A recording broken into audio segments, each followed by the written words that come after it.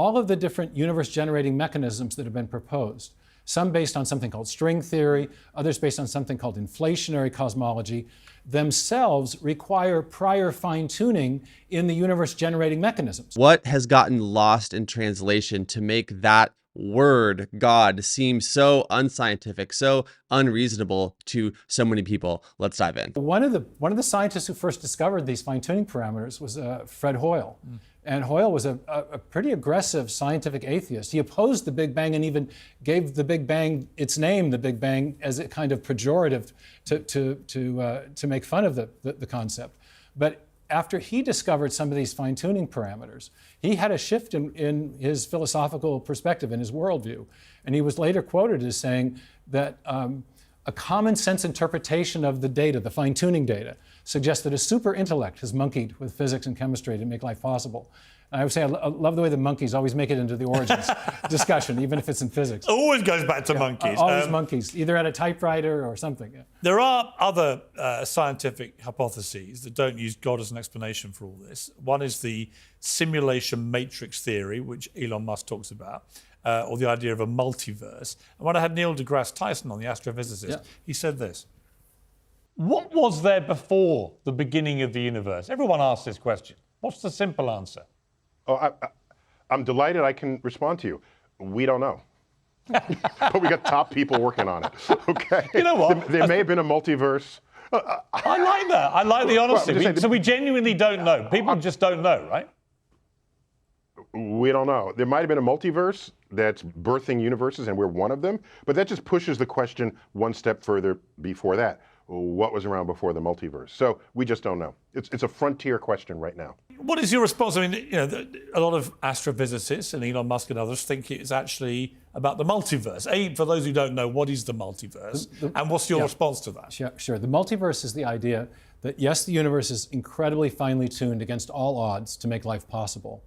But the explanation for that is not that there was a cosmic fine-tuner, an intelligence who set the universe up so that life would be possible, but rather that there's a billion or gabillions of other universes out there that have different combinations of these different settings of these different parameters, and that ours just happens to be the lucky one.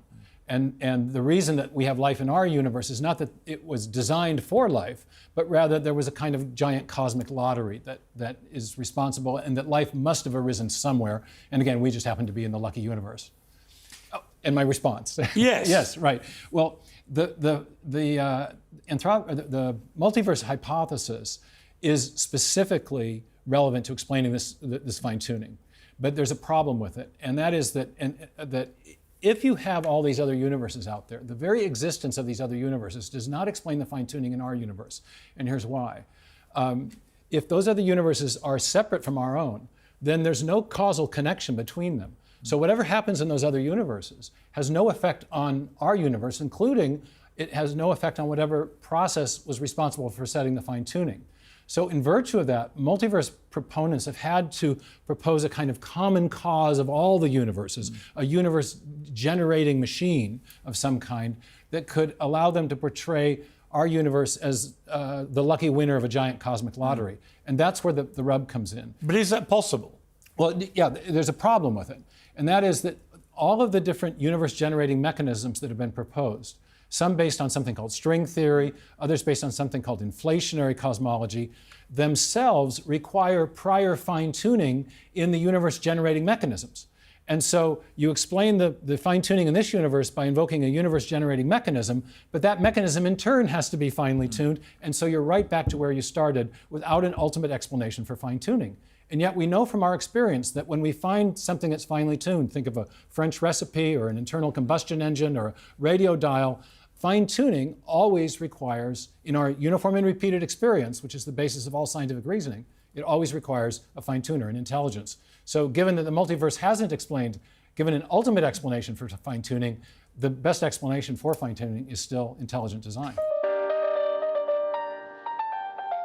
Do you remember when Joe Rogan said this about God and the creation of the universe? The concept of like a guy in the sky, with a robe on, like what people consider God, that might seem ridiculous, but the idea that there's a powerful force of the universe, like, why wouldn't there be? Like, how else did this happen? Even if that powerful force is just some scientific creation machine that's impossible for you to wrap your head around. Now, along similar lines, there was a moment where William Lane Craig was in a debate. Listen to how this conversation goes. But the cause hasn't got to be God. Well, remember I gave an argument for thinking that this cause is timeless, spaceless, immaterial, enormously powerful, and personal. I think it's a computer. Well, that wouldn't, computers are designed by people. No, this is a self-designing computer. Timeless. Timeless. Well, that's a contradiction in terms. Why is it time? What's contradictory about it? A computer has to function, it takes Oh time. no, this is a special computer. Yeah, but it has to be logically coherent. Oh, it's logically coherent. Yes, you have to be logically Oh coherent. no, this And computer besides- is amazing. No, besides, it would have to be, as I said, a personal being. No. And a computer is a physical Not this computer. object. Oh Well, then, no. Okay, see, what you're doing is what you're calling a computer is really God. A non-physical, Now they're going to pivot into some of what we're actually facing on this planet as people. And I think the sort of objective and subjective experiences where they collide in the real world is very important and should be looked at. And we should be looking at these things holistically. I think it's the well. I just lost my mother, and I think the deepest and hardest questions in life are not actually these big metaphysical questions. I think if you think carefully about them, there's a pretty clear answer. But I think it's the questions that come up because of the events in your own life, and sometimes suffering, sometimes joys, why things went this way rather than that way. Those are the questions I think are the hardest ones, the existential questions of one's own personal experience. I'm very sorry about your mother. Oh, I shouldn't have introduced a personal element like that, but I'm glad you did, because actually it does play into what you just said. Did that whole experience of losing your mother, did it change any of your thinking about any of this? I think the experience of grief was something that was unexpected in how intense it was. She had dementia and had been in decline for several years. You think you're prepared when you're losing someone by degrees, but there's a finality of death that I think overtakes all of us in that moment of grief. And there's something about the grief experience that it seems to make everything else pale to insignificance in that moment. And I think it's kind of, my own view of it is this kind of a signal.